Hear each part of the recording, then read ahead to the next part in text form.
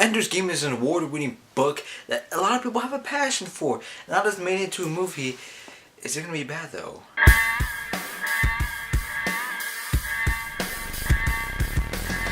Ender's Game.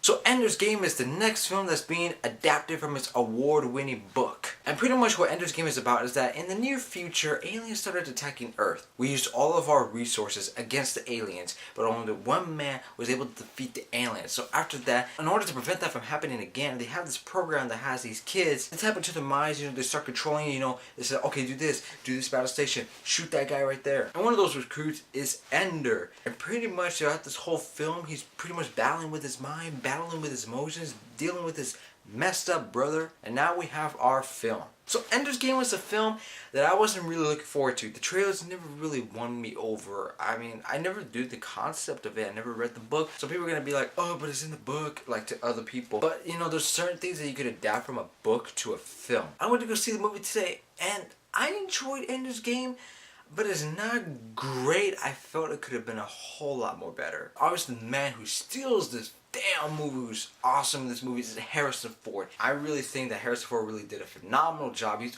always going to be good. I mean, when is Harrison Ford ever going to be bad? Never. Ben Kingsley also, in my opinion, was really good too. He wasn't in the movie as much as I thought he was going to be, but he was really good in it. The guy who plays Ender, Asa Butterfield, in the first 10 minutes I was like, are you going to be a good actor or not? I mean, he does evolve. I mean, he does get better later on, but it's just like at one point I'm like, are you gonna be good or not? The thing is about the first 10 minutes of the film, they're kind of shaky. Not like shaky cam, but they're just not, it's not well done. Like, it's so fast. Like, it was not like fast pacing, like I didn't know what was happening, but it was just like, it was just edited weird, cut like really quick and that. And also too, throughout this whole movie, I'm just like, oh, I enjoyed this movie. Not so much. Okay, now I'm enjoying the movie again.